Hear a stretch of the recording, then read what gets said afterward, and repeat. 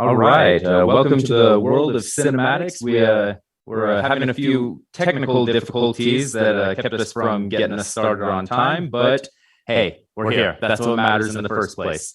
So today we're going to be talking about a special topic very near and dear to our hearts. It's for those of you who don't know, first off, shame on you. Second, we're going to be talking about Veterans Day and what all these people who have saved and served our countries mean to us and how they're reflected in film. You want to give us your 2 cents on that, Robert? Yes. Thank you to those who have served our country. We really do appreciate it. And we're going to be talking about movies that may have done justice, may have not done justice.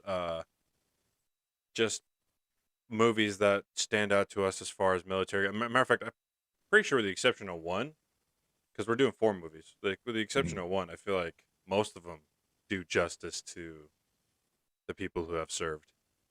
Right. But yeah, that's my 2 cents. Maybe 3 cents. Yeah, it's this country, or really any of the countries in Western civilization, we all owe a debt to those that have served, either those that have given their lives or those who have just given of their life to protect us and the freedoms that we enjoy. So, you've joined me in the I feel like I need vast to vacuum of space. for the fact that I got like one. Yes. There we go. But I Perfect. need my head. All right. So with that off the bat, Robert, you want to introduce the first movie we're going to talk about today? Yes. All right. I purchased this one recently and watched it. It's Saving Private Ryan. Hopefully you guys can still hear me. I hope you can. I realized last time that didn't work out. But anyways, Saving Private Ryan. Very good movie, directed by one of the greatest directors ever, Spielberg. I mean, I would argue the greatest. It is definitely one of those like top arguments. And Tom Hanks' performance in there, incredible. And I can see why so many veterans, World War II veterans, walked out during the first scene. Because it really is, that's war right there. It's gruesome, it's terrible, and but holy crap, Spielberg, why'd you have to go up and do that in like the first 10 minutes? I think it was the opening 20 minutes. Yeah, that's just. But I'm impressed with one, their knowledge and their vocabulary, except for the fact I can't see my. Yes, one.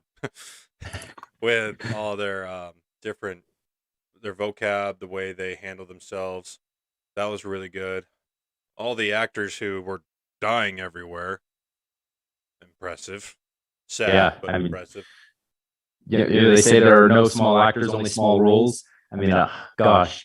I mean, you look at some of the actors in that D-Day scene, the ones screaming out for their mother as they're bleeding out, or the ones who are like, as the boat is about to open up, one is praying, one is throwing up, one's shoving food in his mouth. They're like, this is you feel the terror in all of them. All of them cope with it and handle it in different ways, but it's so human. Mm-hmm. Well, and during they're not superheroes.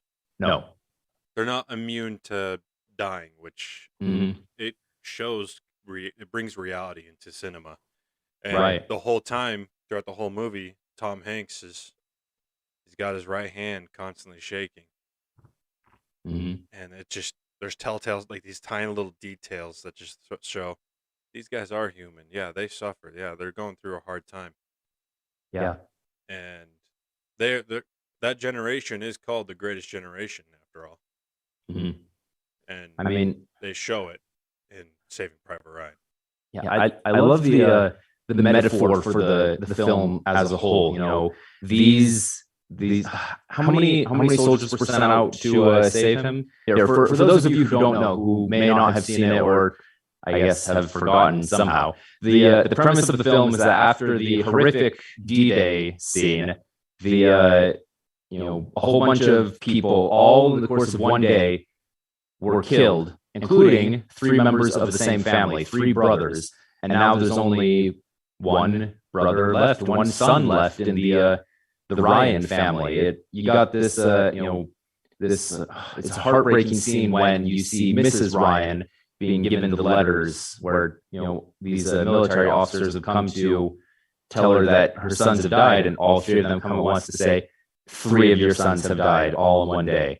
And now as a like kind of a PR move, the U.S. military says, well, we got to get the last Ryan son home. We got to bring him home. And I mean, that's all good and dandy, but he's somewhere behind enemy lines and we don't know where. So they have to send, what was it, like 6 or 7 soldiers? They send a ranger platoon. Yeah, so they send out this group to go find him and send him home. Even though they don't know where he is, they know it's going to be dangerous, they know most of them are probably going to die. And spoiler, most of them die throughout the movie. All to bring home one guy. There was only like 2 of them, right? I think only 2 of them. No? I don't know. I don't know. It's like it's an over 20-year-old movie. We'll talk about the spoilers in general terms. There's Vin Diesel, because spoiler, Vin Diesel is in this movie. It was one of his first acting roles, and he dies. There was the medic, he died. The sniper died. The smart mouth Jewish guy with a little mustache, Malish died. And then you got spoilers. Tom Hanks dies. So that's 5 out of the, what was it, 8? I counted. I think I counted 9. You also got the bigger, fatter sergeant. He died. Yeah. The way he died was actually kind of. Yeah, he's just like, are you okay? Yeah, just a little out of breath. As he got shot through the lungs from behind. Mm-hmm.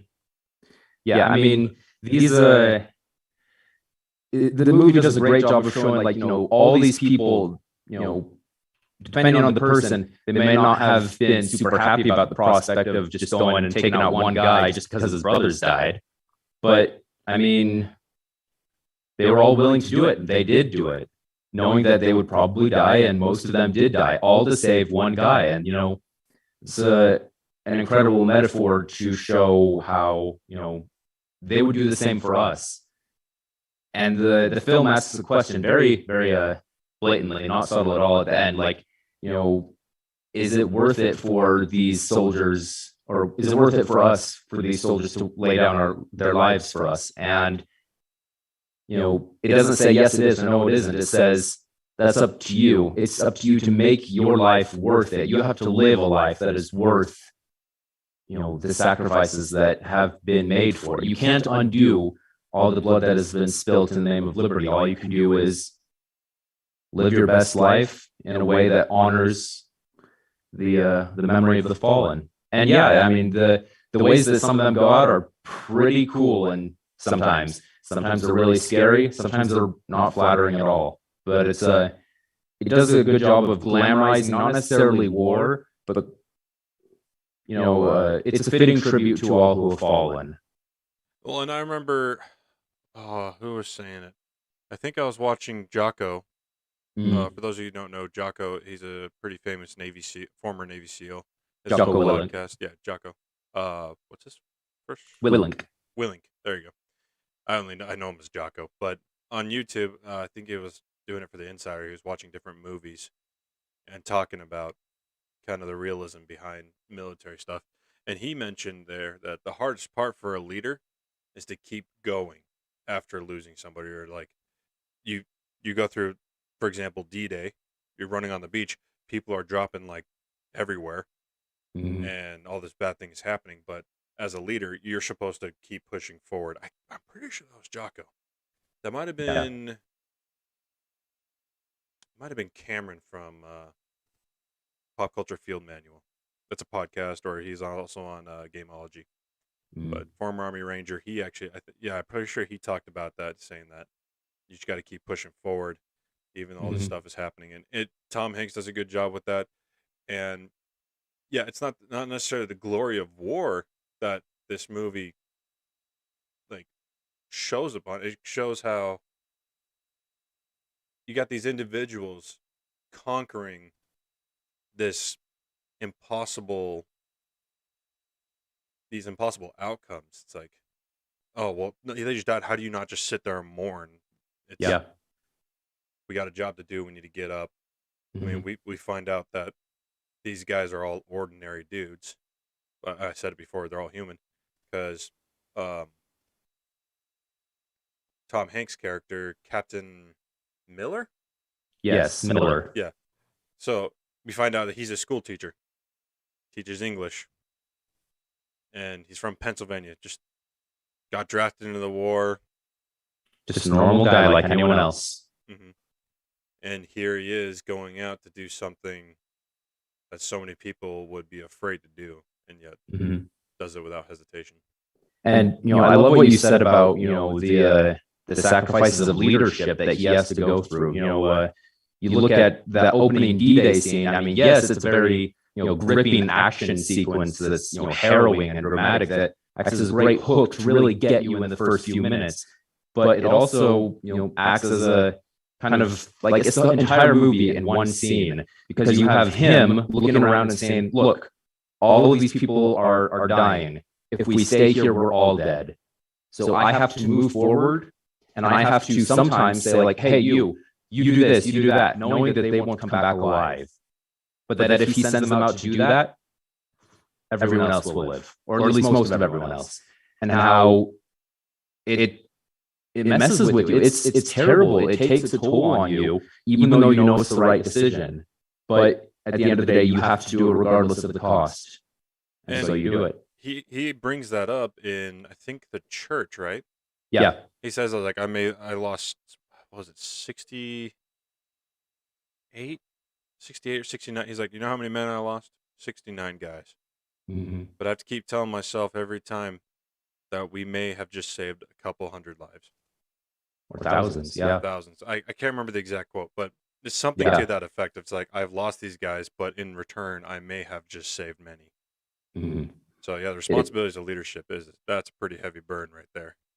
Yeah, it's I mean, I could talk about Saving Private Ryan all day. It's not an easy movie to watch by any means, but I try and watch it at least once a year, either on the 4th of July or on Thanksgiving. Gives you a reason to be thankful. But Day, like today. Yeah, it's an oddly specific, like watching Saving Private Ryan on Thanksgiving, but usually every other year I end up doing it, and it's gives you a good perspective, kind of be grateful, but more than just being grateful for what you have, make the most of what you have so that you have reason to be grateful. Mm-hmm. And overall, just the performance and the cinematography behind it, to go to more like a lesson based, they do a good job on how to use shaky cam in an action sequence. Yes, it is the best shaky cam in any movie I've ever seen. And that's coming from someone who hates shaky cam. Same. I absolutely do not like it, especially in fights, because it's like, well, I want to see the choreography. I want to see all the stuff in it. But in this case, they did such a good job. And also, if you're writing a story, Spielberg did a great job, because if I recall right, he actually did a bunch of research. And didn't he make this movie because he had a relative in World War II? I'm not sure. I know that he made Schindler's List, just a few years earlier because of his Jewish heritage. He hadn't been very connected to it, but in his reconnecting, he started making this movie, and in making the movie, he reconnected. So it's possible that as he dug deeper into all that, he started learning more about it. He's like, oh gosh, do I have another story to tell? Yeah, I'm not sure what gave him inspiration for the story. I could have sworn. I'll look. I'll read it next time when we come up with something where you're talking. But I just pulled up on the Wikipedia to see if I could find out. But anyways, when you're writing a story, this is what makes this movie so great, is the fact that he did his research. He studied, he looked, and a lot of the things they did, I'm sure there's a few like little things that weren't right, but of course, details. Sometimes it happens, but for the most part, he did really good on making it real. You don't have John Wick running through the trenches taking out Germans. Right. Although I wouldn't be against that. Yes, I mean, I love the John Wick movies, and I mean, that's basically the plot of the new Kingsman prequel they're doing. It's like, what if the Kingsmen fought in World War I? You're like, Okay. No, but you have my interest. Yeah. But yeah, Saving Private Ryan. It's a shame. It was nominated for Best Picture and it lost to admittedly a very good film, Shakespeare in Love. But I mean, Saving Private Ryan might be Steven Spielberg's best movie, and it lost Best Picture. No. It's one of the biggest upsets in Oscar history. What did save it? It was beaten out by Shakespeare in Love. Huh. Yeah. Maybe Admittedly, it's a because all good the movie, vets wiped but out during, maybe. and there was like, oh, they must hate it. Like, no, I don't know. I don't know how many World War II vets are in the Academy of Motion Picture Arts and Sciences. No, but I'm thinking box office wise, or just how many people walked out of the movie. Box office wise, it was very successful. I mean, it didn't make like $1 billion or anything. It made like, was it 200-300 million? I don't know. It should be on the Wikipedia page if you're looking at it. If you scroll up to the top. I actually I left it because I was trying to find out the origin. Go away, history newsletter. I want to know the film history. John H. Miller. Yeah, while he's looking for it, it's I mean, this is one of the few movies where I'm just like, I feel like I need to not just recommend that, like, yeah, it's a good movie, but like you should see this. It will make a difference it should make a difference if a difference needs to be made. That look at everything you have and think about how it was paid for by someone else's lives, and are you grateful for that? Are you acting as if you have this debt that needs to be paid? It's incredible. Now, granted, while I do think that everyone should watch Saving Private Ryan, it's not for the faint of heart. It is extremely graphic, never over the top, but always in very realistic ways. Not because they want to see like, oh, look at all the blood or the gore. It's no, look at this. Look at what they went through. Look what they did for you. And like in the opening scene after the aftermath of D-Day, the ocean is literally red with blood. It's not blue anymore. You see the blood washing up on the shores. And I mean, that's almost biblical. And you just have to realize that this, while very accurate, this is just a thin slice of the pie of what they went through. And it changes you. Yeah, and I was telling my parents, because I went down there. My dad's seen it. And I told him, I was like, because I was watching it on VidAngel, just kind of block out when they start yelling the F word and stuff. Really, because I got family, you can hear it. Yeah, my door. Yeah, there is language in the movie. It makes sense when all this death and stuff is happening around you that people will be a little stressed out. But yeah, there's language. Just a little, I mean, thousands of rounds going down towards your face. That would definitely just a little intense. Yeah. But, yeah, so I had VidAngel, but I kept all the graphic sequences in there because what I was telling my dad is this is history. Yeah. And the sad thing is that this history is a dark part of time in our world. Yeah. But I feel like it would be wrong to try and filter it out, where it's like I need to see what happened. Yeah, it's gruesome, it's terrible. But that's the point. But that's the point. It's like, yes, this is terrible. This is like seeing that soldier with his guts out. That was the one that made me like, I kind of want to fast forward. I was like, let's not, because that happened to somebody on the beach. Mm-hmm. And it's sad. It sucks. But an explosion goes off to a kid. He looks down and he's missing his arm. He runs back. He picks up his arm because he's in shock and starts trying to run up the beach holding his arm. It messes with you. I think the hardest part for me to watch isn't any of the. I mean, there is violence involved, but it's not like it's not the person who the medics finally stop the bleeding and then a headshot kills the guy. It's not the guy going back for his arm or anything like that. The bit that gets me is when the D-Day scene is almost done. They've broken through the lines. They're routing the Germans, and you see these people coming out of the trenches. Their hands are up. They're saying something in this language that the Americans don't understand it. if you look into it, they're actually speaking in Czech, saying we're not German, we're Czech, we're not on their side.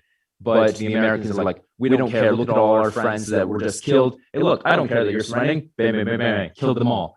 And like they're taking their taking their knives and all this stuff, looking at them like, oh, what do you think they're saying? Like, look, I washed for supper. And then you just watch them break down crying because they're like, they're so broken. What they've just seen, what they just did, it on a certain level, it's unforgivable, unexcusable, but on another level, it's human. War is never a good thing. It's always awful and terrible, but there are times where it's worth it and times where it's right, and we have to understand that. Mm-hmm. And you see the base of that in this movie. Yeah. So I found kind of what inspired the movie. Mm-hmm. So on the morning of November 13th, this is on history.com. So it says, on the morning of November 13th, 1942, Japanese torpedoes sank the American cruiser USS Juneau? I don't know how to say it. But anyways, yeah, that one. During the Battle of Guadalcanal in the South Pacific, on board were 5 brothers, George, Francis, Joseph, Madison, and Albert Sullivan, who had all enlisted into the U.S. Navy after the death of a friend at Pearl Harbor. The Navy agreed to their request that all 5 would serve together on the same ship. It wasn't a common practice by the U.S. military to place siblings together, but it wasn't discouraged either. Some officials saw it as a way to keep family morale high. In fact, at least 30 sets of brothers were serving on the Juneau. I feel really bad because I don't even know how to pronounce that. Right. Juneau?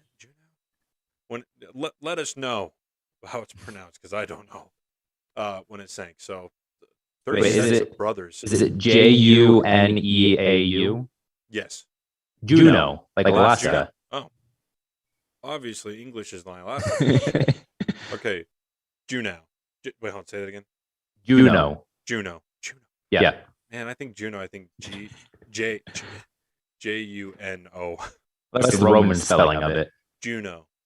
Okay. USS Juneau. When it sank, so 30 sets of brothers were on that ship when it sank.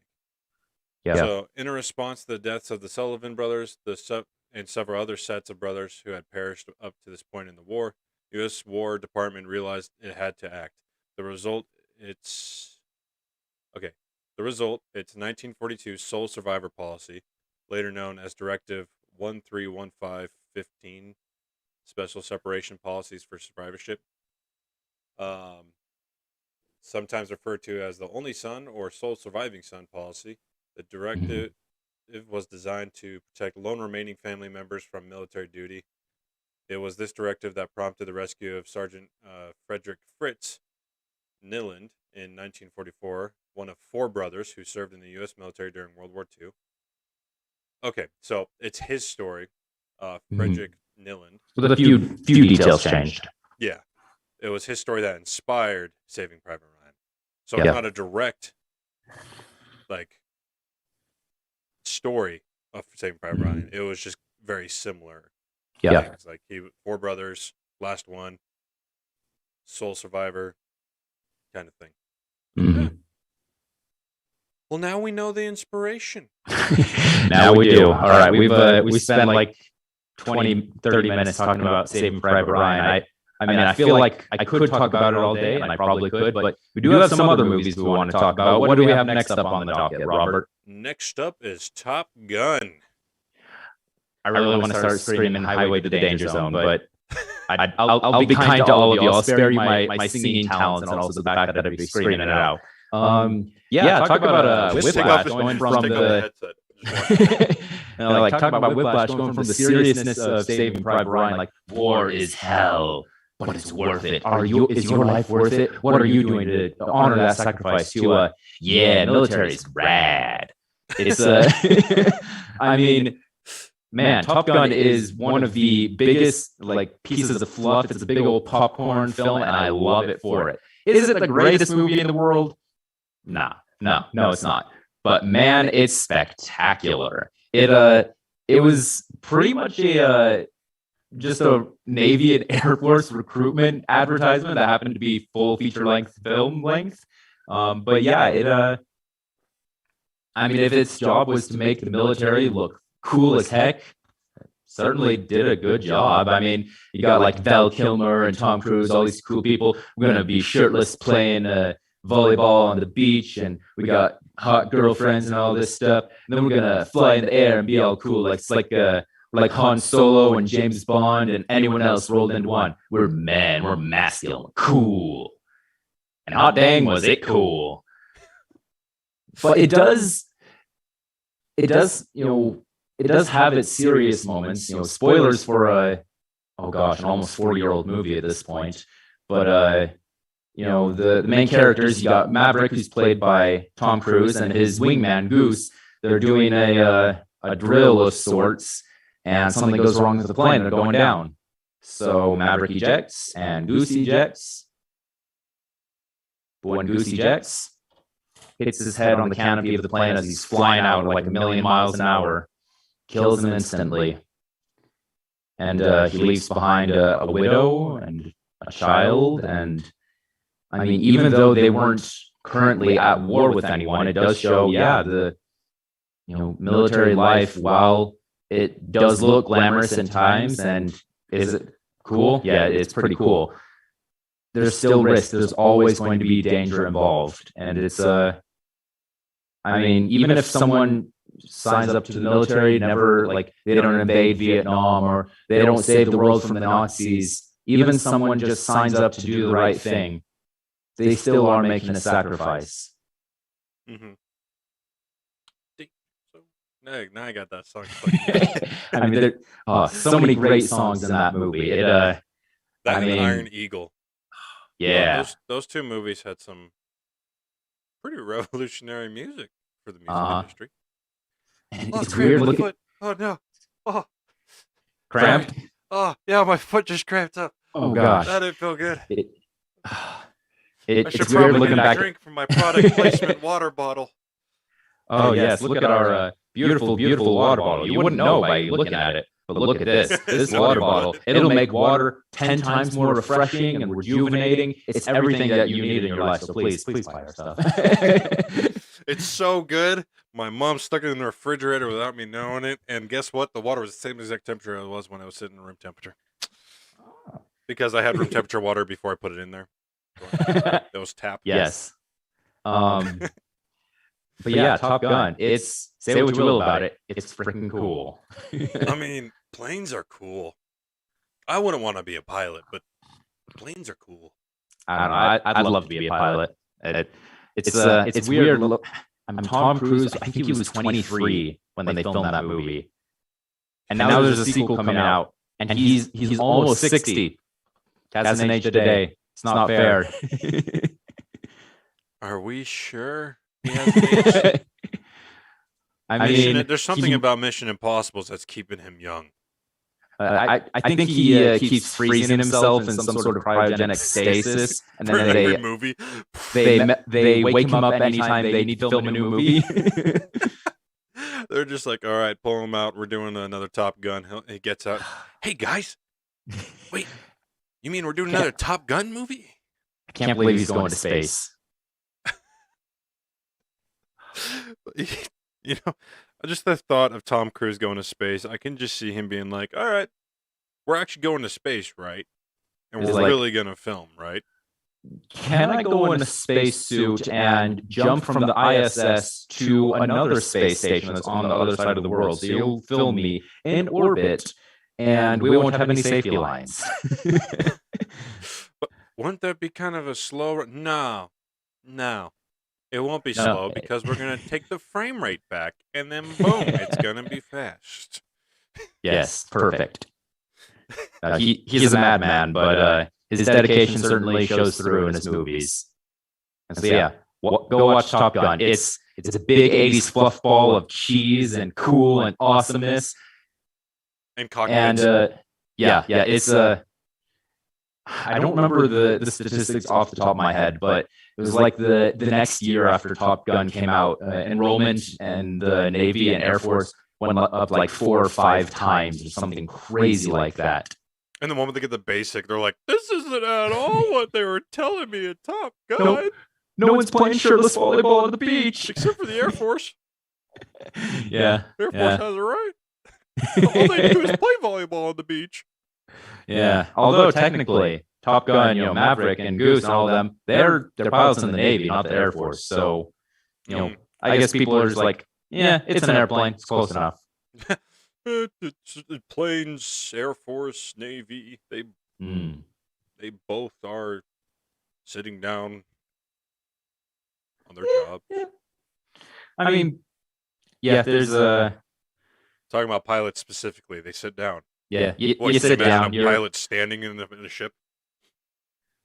I mean, it used to be that was the case, but that was in like World War II. There'd be a really big bomber. There might have a gunner who stands up or something like that.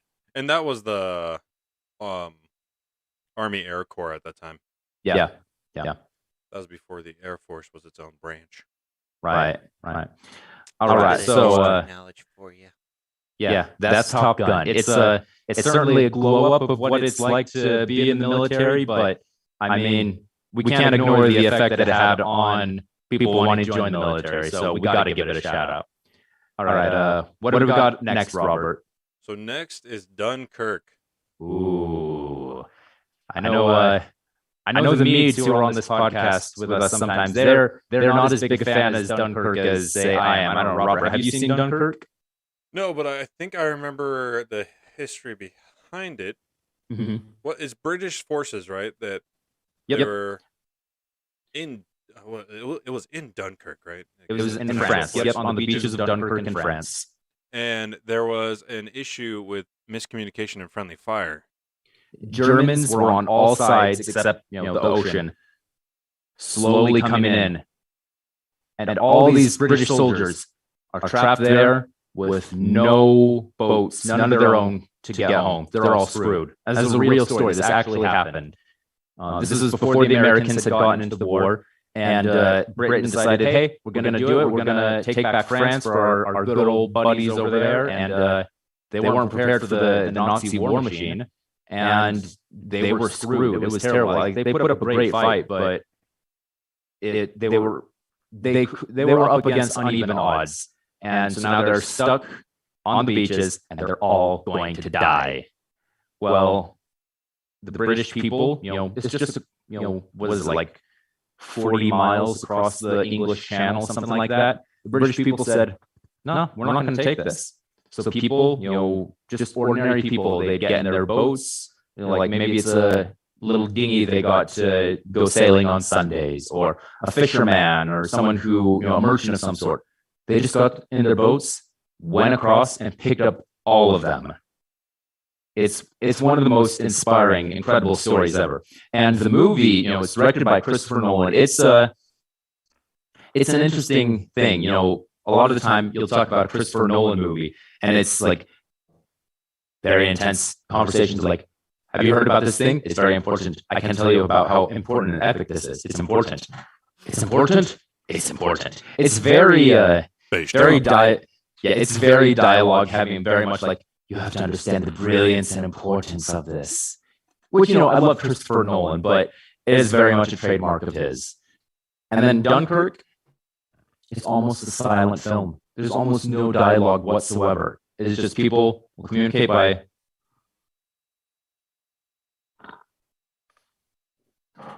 And then you watch the plot by almost by pantomime. But the whole thing feels like a bomb is going off, because help is coming. But okay, their boats are sinking because they're being attacked by the Germans. We know that, we don't know who any of these people are, because, I think some of the generals were real people, but most everyone else was just like, all right, you're soldier number one, you're a pilot number two, stuff like that. And it's just, we don't know what's going to happen. They're surrounded on all sides, they're going to be screwed, and there's just no time for dialogue. It's just, it's very stressful. And the score was done by Hans Zimmer, and he did a great job. But it's not even traditional Hans Zimmer score where it's like and then blah blah. The whole thing is just It's inspired by the ticking of a clock, and it's so stressful. You feel like you're trapped. You feel like you're going to die. And the cinematography also is. I think it was the first movie that Christopher Nolan did with his new favorite cinematographer, Hoyt van Hoytema. The whole thing makes you feel claustrophobic and trapped and isolated and scared. It's pretty light on action for a war movie, but it does a great job of showing, not only how awful and stressful it can be, but how a lot of the time there's nothing you can do. It's just wait, hope you survive. And it's also a great example of showing how a civilian population can support and help members of the military. Yeah, I gotta say that World War II, as terrible as it was, that was like Britain's time to shine. Like, the people, their soldiers, they were all just on top of it. Mm-hmm. Like, talk about facing against the enemy. Yeah. You got historical pictures of parts of Britain that were bombed, and then you got this milkman just like, I'm out to do my job. Yep. Early in the I morning. mean, it's you look at those posters as keep calm and carry on. That was the I mean, you look at America, we're like, yeah, we're the best because we're brave and we're free and we'll go in, we're the Rough Riders, we're the cowboys of the world. We see a problem. Hey, look, we got Nazis invading France. We're going to go show them what's for. And we go over there and we take it all out. Well, Britain, their sort of heroism was very different. True, their military wasn't as strong or as powerful as ours, but the people of Britain is just, we're not going to take any of this crap. You're bombing us? Cute. They have a spine like no other, and I mean, you have to admire their fortitude and their strength. And just because, like, the civilians themselves being like, wait, we got a soldier stuck on an island? All right, hey, remember that old Rick boat we got? Yeah. Let's do this. And they'll go and pick him up. And that, I mean, can you imagine what kind of morale that would be for the troops? Like, wow, our citizens are coming to get us? What? My, how the turntables. Yeah, it's man, it feels like all of the civilian efforts made by American citizens to help evacuate people from Afghanistan that we've seen this year. That's the closest thing I can think of to a modern equivalent of what the British did at Dunkirk. It's incredible, and anytime we're in a situation like that, we don't have to think of it as like, oh, I have to do this really hard thing to go save all these people. I'm going to go into a war zone. It's no. Are you going to do the right thing? You can. It's not going to be easy. There's going to be risks. There's danger involved. But you have to do the right thing. It reminds me of I think it was an Emerson quote. I don't remember who said it, but he said, "A hero isn't braver than any of the rest of us. A hero is just as brave for 5 minutes longer." You don't have to say like, "Oh, I'm braver than anyone else. I can survive anyone else." You just say, "No, I just know what the right thing to do is, and I'm terrified, but I have to do it." And that's what they did. Well, I mean, that's where like courage comes into play. Because what is courage? Courage is being afraid but doing it anyway. So kind of the same premises. Yeah, it's Dunkirk is a stressful movie. It's an inspiring movie. I mean, it ends with Winston Churchill's his famous speech: "We'll fight them on the beaches. We'll fight them on the landing grounds. We'll never surrender." All that. It's an inspiration to all of us when we feel like the world is against us. Be like Captain America. Stand up against the world and say no. You don't have to change. You don't have to do what the whole world is telling you to do. Do what you know is right. Do what is brave and honorable, and history will remember you for it. Yeah. Seriously, if you haven't seen Dunkirk, it's on HBO Max. It's it's PG-13. It's stressful as crap, but it's a great movie. It's not as good as it. Like I've seen it multiple times. If you ever have an opportunity to watch Dunkirk on the big screen, do it. It's insanely well crafted. A lot of people will be turned off because it's told in a way where you don't really stick with any of the characters. The characters are more of just stand-ins for you to see this this historical drama that was going on. You don't really like, oh, hey, that's Jeff. I love Jeff because of this internal character conflict. It's just no, they have to survive. And some people will say, hey, it's not as good as say Saving Private Ryan because you don't care about the characters. And that's fair, but I mean, there's a reason Saving Private Ryan is the gold standard for all war movies ever. It's it's impossible to top. So Yeah. Well, and also, I mean, as far as Dunkirk goes, you're kind of looking at it in a broader perspective. yeah. Versus Saving Private Ryan, you're focused on a small little group. Mm-hmm. So it's like, I mean, I don't really know too much about the movie because I haven't watched it. Now I know it's on HBO Max. I might watch it.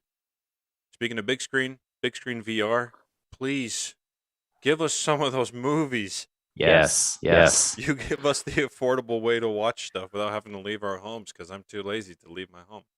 Or at the very least, apps like Amazon Prime, let us do watch parties in VR. That would be great. Oh, man. Please. Share this video.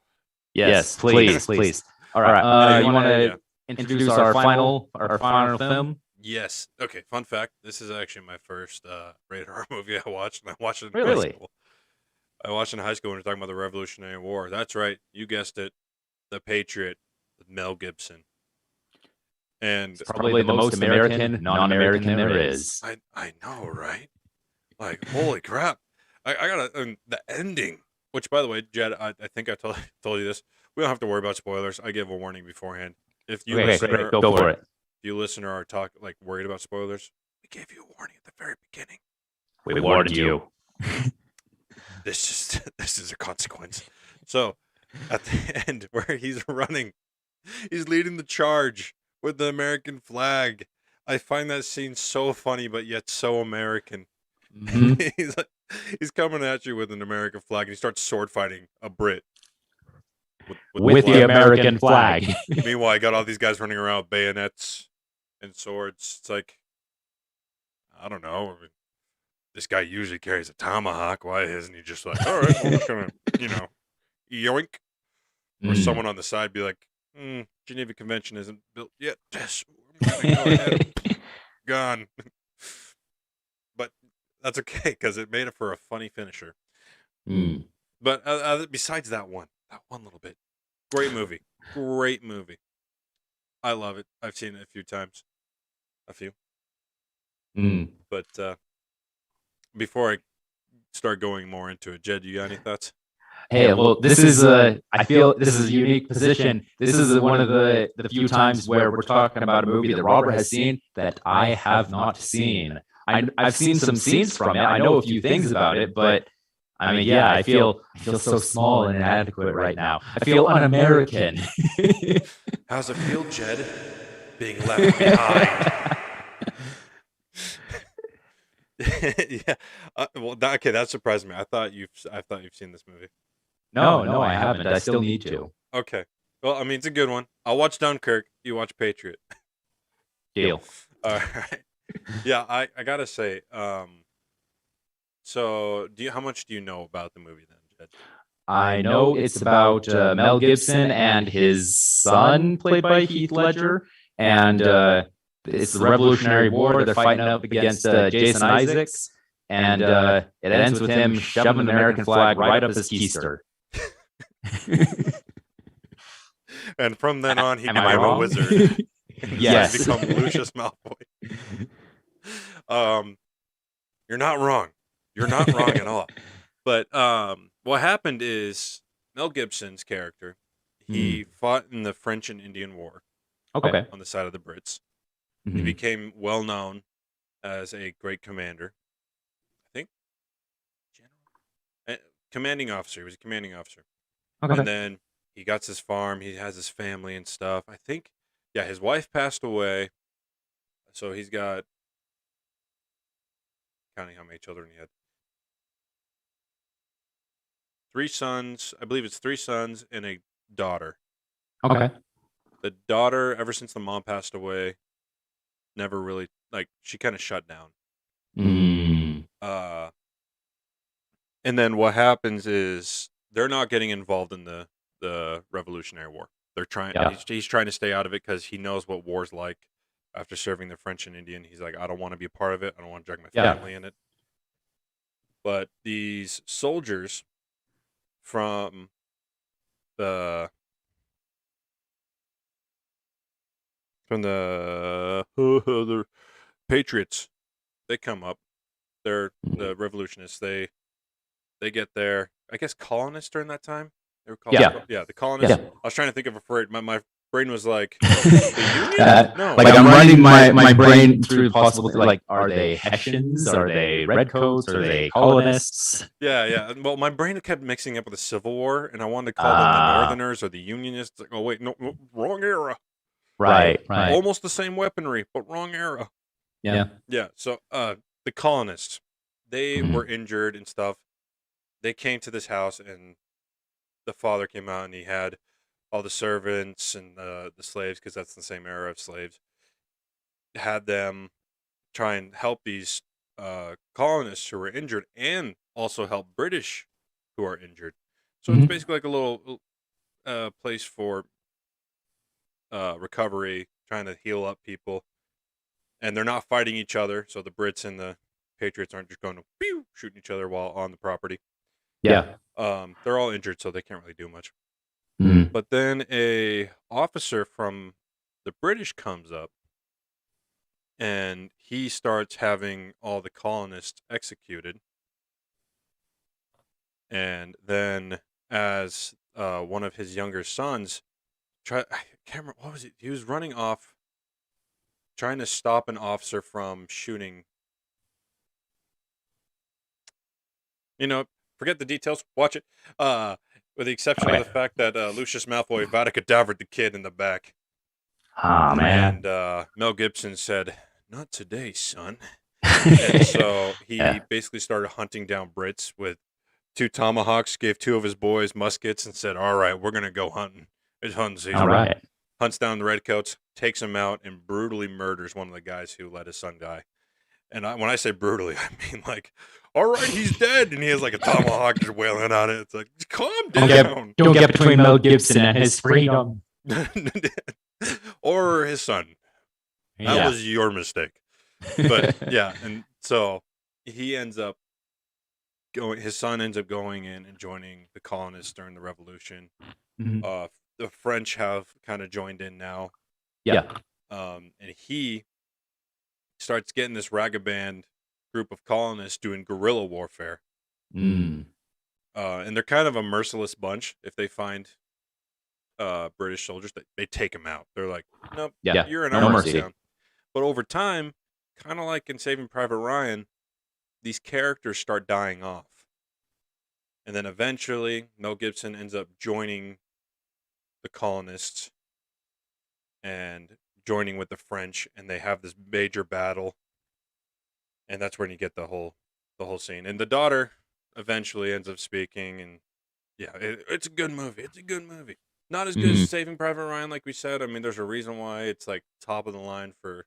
Yeah, it's the gold standard. It really is, and it's hard to beat. But I really do like The Patriot. It is good. It's cheesy. Yeah. But it's fun. I mean, like Top Gun. Yeah.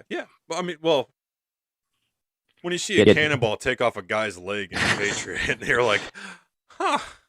Yeah, Top Gun is certainly more cheesy, but The Patriot, from what I understand, is its own very American brand of ridiculousness. It is. I mean, it's less like, it's got its funny moments to lighten up, but it's not like overall funny. I guess in my brain, I'm just thinking to myself, like, yeah, compared to Saving Private Ryan, it is kind of a toned down, less budget movie, but still really good. Got its moments. Yeah, that's my 2 cents. I'm surprised that this is a shocker for me, Jed. Like, usually you've seen everything, and I'm like, I try. The beats on the show because I don't know nothing. I'm just a producer. How long is The Patriot? I think it's like an hour and maybe an hour and a half. Okay, yeah. Maybe I'll even watch it tonight. Who knows? Not the comedy drama Patriot. Oh no. Actually, I mean, I know it's not veterans, but you also got the Patriot with Mark Wahlberg from the Yeah. Boston bombing. Yeah. Oh, the Patriot's 2 hours and 55 minutes. Well, I guess that's like, Oh wow. that's a little bit longer than I thought. Just a wee bit. Was I doing something when I was watching this? Oh, I know. Because I first watched it in history class, so we weren't able to watch it one day. So we'd come back to it like a show. Yeah. And then I became a TA for that history teacher, and I was grading papers while we were watching it over and over. So and then I watched it one time at home, but I was playing games and watching at the same time because I know how to multitask. But yeah, anywho, I think that's it for me. I don't know if you got anything else? That's it for our list. We were trying to think of we were trying to do something like, hey, let's find a movie for every branch of the U.S. military, and we haven't seen any Coast Guard movies. Like we got Top Gun for the Air Force, wait, that's Navy. And so we kind of scrapped that at the very last minute. We're like, let's talk about these movies. We're like, well, we don't have the 6 we usually do. That's right. We'll find a way to make it fill the time. But yeah, well, you know what we filled up the time with? We filled it up with our pre-show scene. Oh gosh, because Jed had to run over to another spot. Yeah, technical difficulties, but broadcasting all fine now. Watching these movies will in no way begin to repay the debt that we owe to our veterans, both those that have given their lives or those who have just served in defense and service of our country, whatever country we may live in. It doesn't begin to even the scales at all, but it does help us begin to appreciate what they've done for us, and then hopefully that can lead us to live lives where we will. We can never fully repay that debt, but hopefully we'll give what we can. Mm-hmm. And live kind. Yes. Don't be jerks. Or if you're going to be a jerk to someone who deserves it, like Nazis. Shooting Nazis, that's a pretty jerk thing to do, but it's the right thing to do. And remember, when punching a Nazi in the face, you got to do it right. I mean, you don't want to break use correct form, please. Got to do it right. I love those memes. It's like, if you're going to punch a Nazi in the face, do it the right. Yes. May break your arm. Yeah. I mean, that being said, we don't condone, calling someone you don't like a Nazi and then punching them. But if they're a legit Nazi and they deserve to be punched, do it right, please. Yeah, if they got that Shoat Scott, take them out. Yeah. I don't condone violence. I don't. How do we end this? I do find it hilarious. How do we end this so we don't get banned? Probably sooner rather than later. Otherwise, we're going to say something on record that we're going to regret. True. All right. Bye, everybody. Join us next week. Wait. Hold up. Hold up. Oh, yeah, we got to plug our stuff. We got to plug our stuff. Come on, Jed. Oh, man. I think we haven't done this last week. Yeah, we're... So, considering that we've been talking about how much we love violence, we're screwed. So, please like and subscribe so that we're not as screwed as we could be. Go ahead and comment what your favorite military movies or anything that's related to veterans and to paying respect to what they've done for us. And then please tune in next week, because hopefully we're not going to have any more technical difficulties. And we'll. I don't know. We got some fun things planned to talk about, and potentially some other projects too. So, and you can also follow us on Twitter, Instagram. Yep. Still working on the Facebook thing. Working on it, yeah. But goodbye, everybody. All right.